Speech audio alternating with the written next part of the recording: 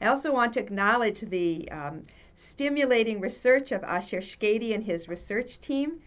I read a number of chapters in this book about the Revivim program. I think Revivim is a significant experiment in university-based teacher education in Israel, and it's appropriate and very timely for researchers in the School of Education to study the program and its graduates and to learn from their research and to use it to rethink the teacher education program.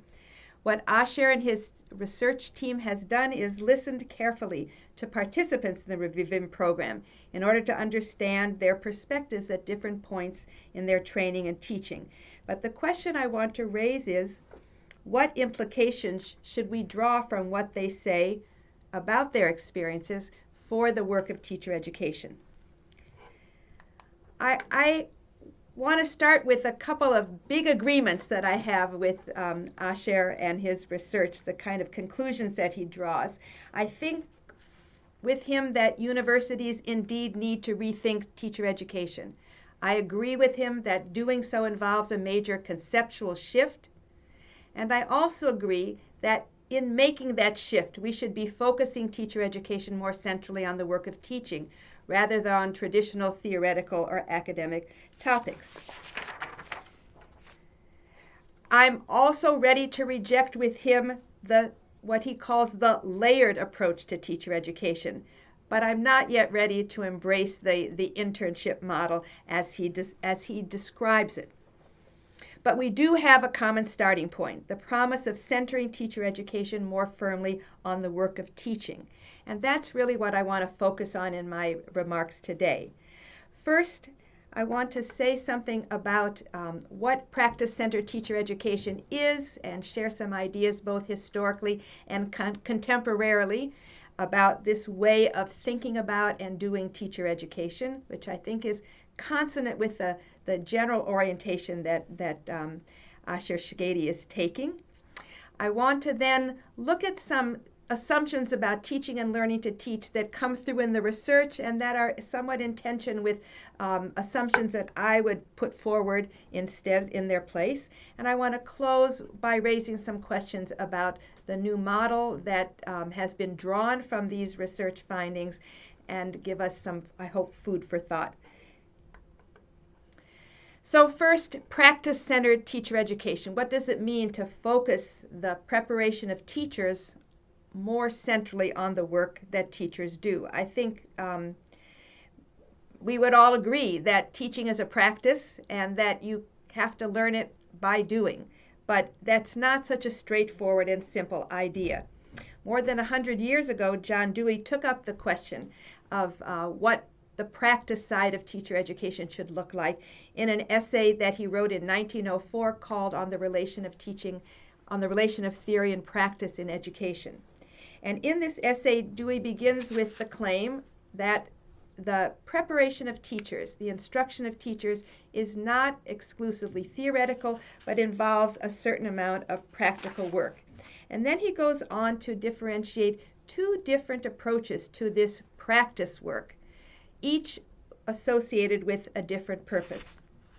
The laboratory approach, according to Dewey, has as its purpose bringing to life theory in practice and practice in theory, sort of animating the two so that principles of practice can direct teachers' thoughts and actions. And in the process, people will become more reflective professionals, or as he puts it, students of teaching.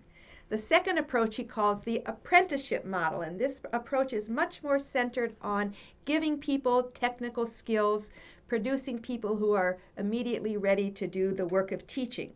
And Dewey argues that if we focus prematurely on developing technical skill, we may produce competent beginners who can teach in the short run in an organized way, but don't have the capacity to continue growing in and from their work.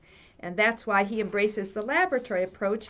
And what he does in this essay is he outlines a sequence of laboratory experiences aimed at helping teacher candidates learn to bring subject matter knowledge on the one hand and educational principles on the other, to bring them to bear in decisions about what and how to teach.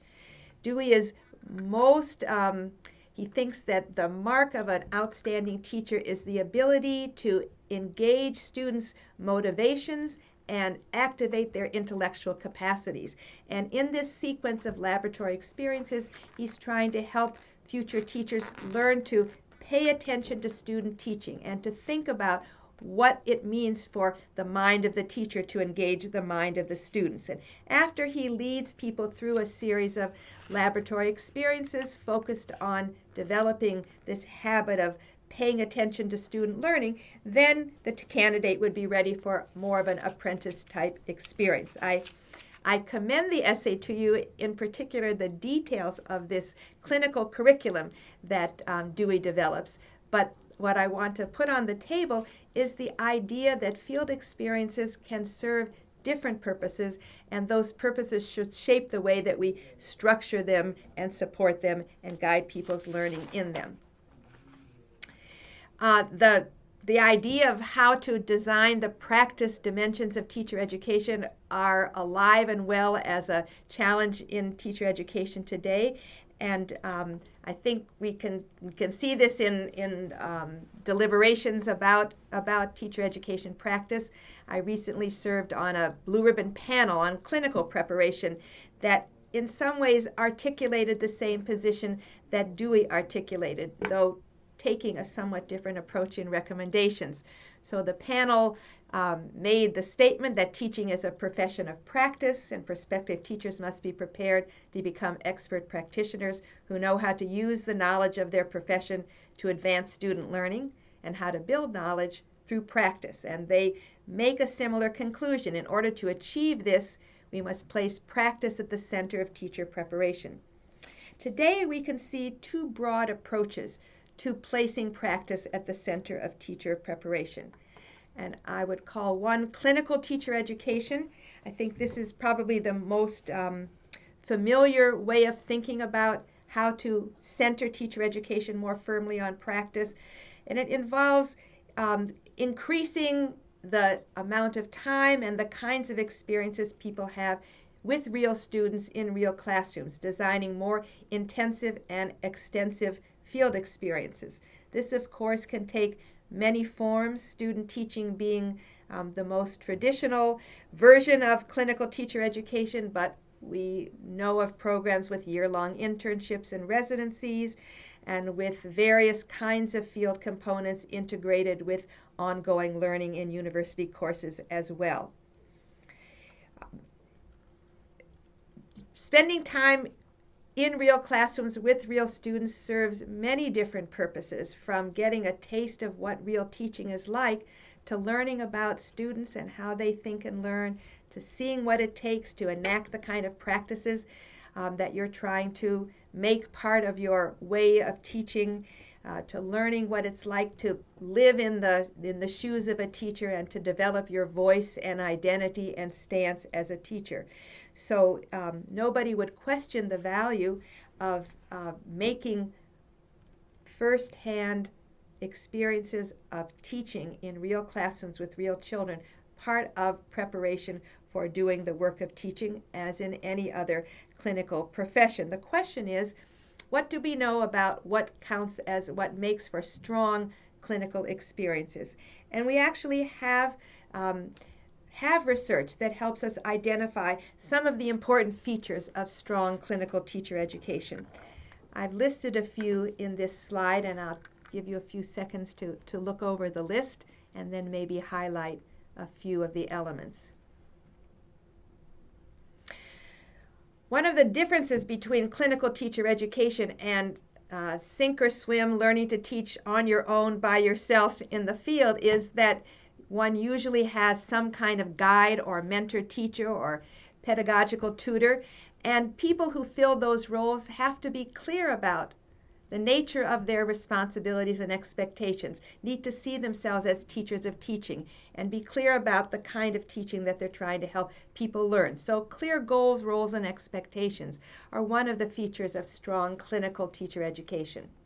Clearly, people need opportunities to see models of the sort of teaching they're trying to learn to practice, and they need opportunities to practice that teaching with coaching and feedback.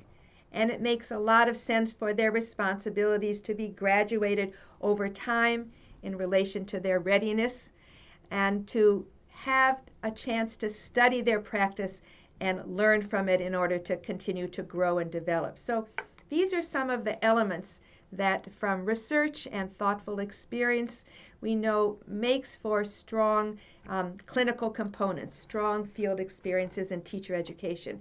And there is increasingly important research being done. A recent study of student teaching by Matt Ronfeld at the University of Michigan asked the question, is more student teaching automatically better? And what Ronfeld found in a very large-scale quantitative study is that teachers' sense of efficacy and their interest in going into teaching was associated more with high-quality experiences than with longer experiences. So again, we're beginning to learn what it takes to design experiences in the field so that they are educative and really promote the kind of teaching and the kind of identity and the kinds of commitments on teachers' parts that we're trying to foster in teacher education. The second approach to centering teacher education on the work of teaching is called practice-centered teacher education, or practices-centered teacher education. This is work being carried out by a consortium in institutions around the United States at places like the University of Washington, the University of Michigan, the University of Pennsylvania, as well as in programs like the Boston Teacher Residency Program, which is a district-sponsored teacher education program. And this approach to centering teacher education on the work of teaching is not so much about increasing the kind and quality of field experiences that people have, but rather in redesigning the pre-service curriculum around the core practices that make up the work of teaching.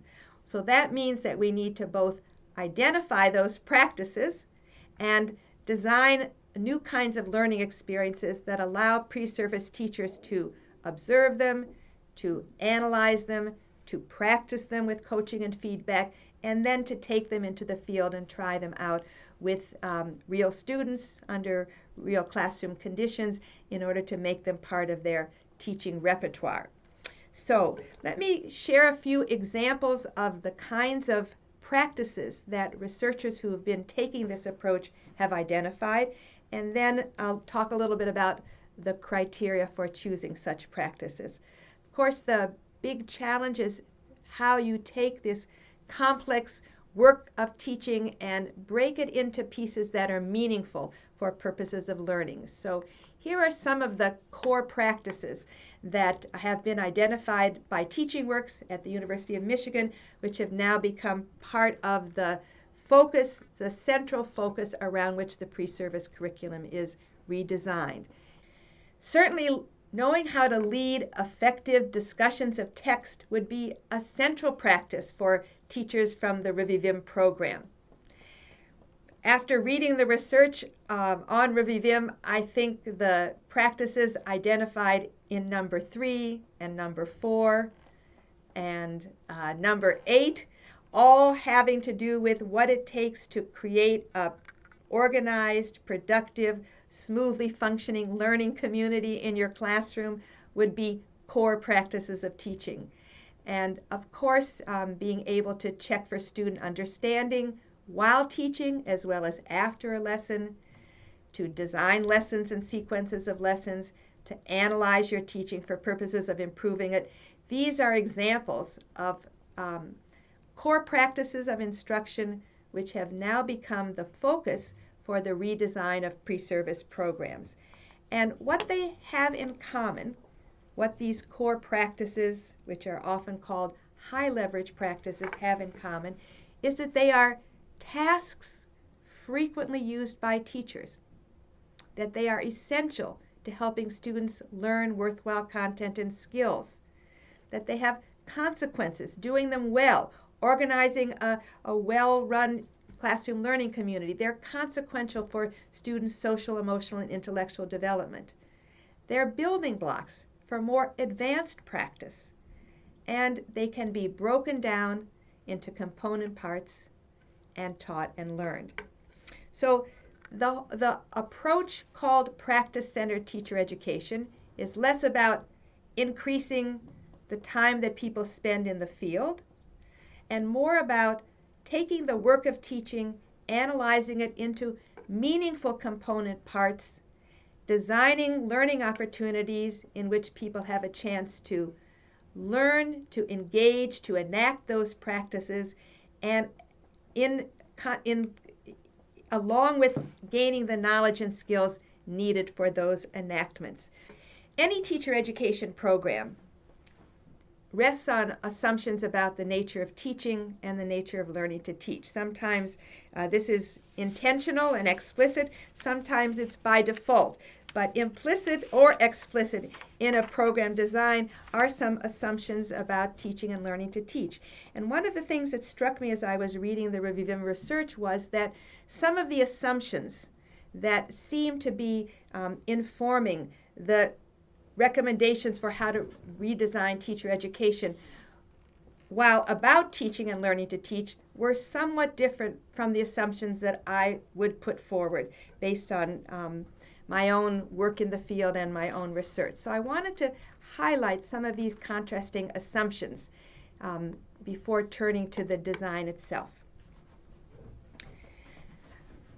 I would argue that teaching is a complex, interactive practice.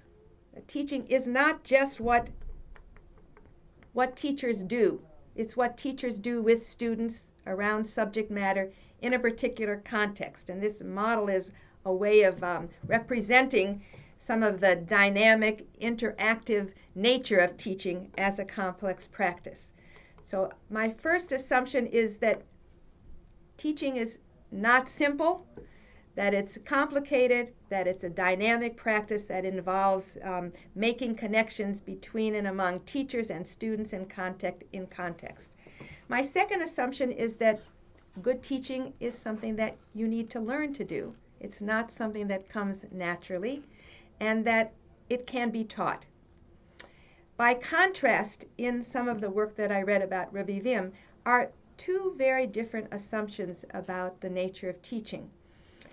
Throughout some of the chapters that I read, the claim is made that teaching is an individual, unique, constructivist process based on unconscious intuitive thinking, that it consists of a wide range of interdependent components that cannot be separated.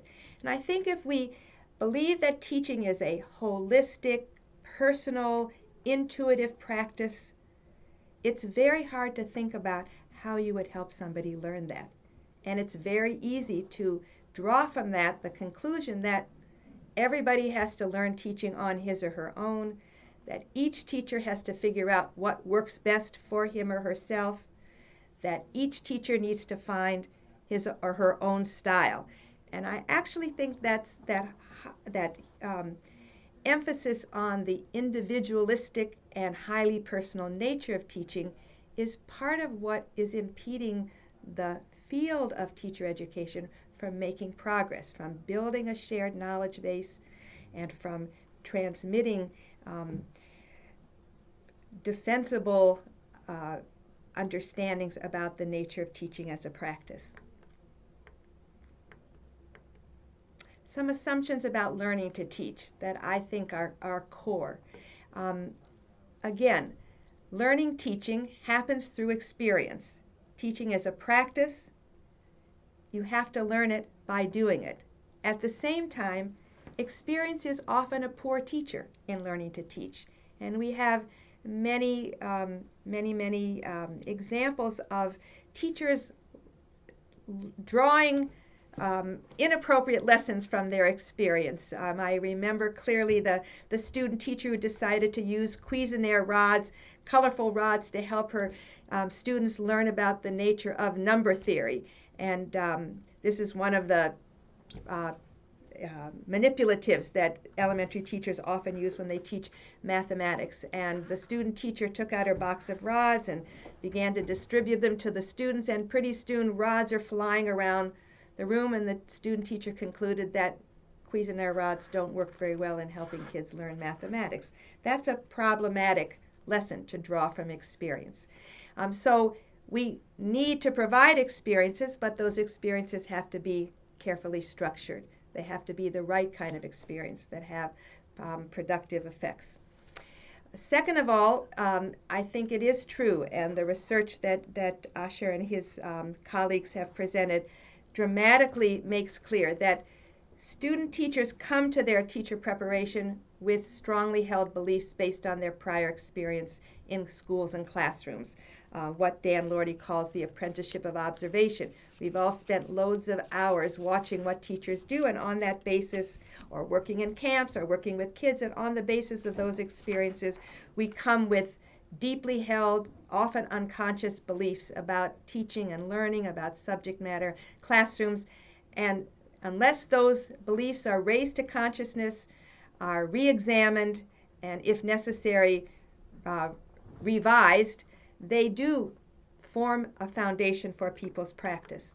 So this is a claim that that Schady also makes in the research, that student teachers start their training with extensive knowledge of teaching, a quote, and that this knowledge spontaneously flows into their practice and is difficult to change.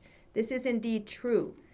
That's why we need teacher education. That's the whole reason for professional intervention, that begins to create an opportunity for people to examine those beliefs and decide whether they're dependable bases for their vision of the kind of teaching they want to practice.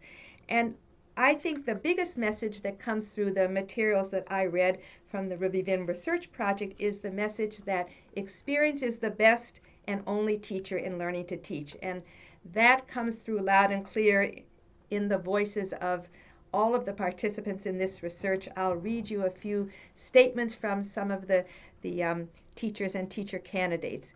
Experience was the best school for me. It taught me more than any other professor. The teaching experience was the most significant part. Without practical experience, we cannot teach at all. The internship should be every day, right from the beginning. Experience brings wisdom. Revivim gave me almost no tools to cope, but 4 years of experience in education did the job. So over and over and over again in this powerful research, we hear the voices of the Revivim graduates saying, what helped me learn to teach was the time I spent in schools, was my internship. Now, it's of course not surprising that if you ask the Revivim graduates, what was most helpful to you in learning to teach? Your theoretical academic courses that were disconnected from the realities of teaching, or your firsthand experiences in schools, they would pick the latter. But the question is, to what extent did their experiences fit with what we know best about what strong clinical experience looks like? I think that's part of the question that we have to ask. And we don't learn very much about that in the research. We read about 4 patterns in the internship, somewhat painful to read about, that over time people experienced shock, fatigue, and difficulty throughout their internship. A small number experienced some continued success. Others had difficulties with discipline throughout the whole span of the internship and into their independent teaching. And some even went from initial success to many, many problems of discipline, of management, of dealing with student disrespect and noise. So again, over and over again, the perspectives and experiences described in this research echo the challenges that many beginning teachers over decades of research report experiencing in the classroom, feeling overwhelmed, feeling devalued, feeling completely uncertain about how to proceed, how to earn respect, how to organize things for purposes of productive teaching and learning. And even if people manage to figure out how to adjust and adapt, we don't yet know enough about the kind of teaching they practice and whether somehow that learning could have been scaffolded, structured, and designed in a more effective, perhaps, and educative way. So I think the message from the Revivim graduates and from the research is that learning to teach in the context of teaching has tremendous power. But the question that it raises for me is not whether we can simply invert the layered approach to teacher education and make internship be the foundation without taking more time to think about what people should be learning in those experiences, how those experiences should be designed and structured, in what context they should take place, how they should be assessed. So many more questions, not about simply starting with an internship and having foundations and educational principles be enrichment at the end, but asking basic questions, not just about when people should be in the field, but what they should be learning there and how their experiences should be structured.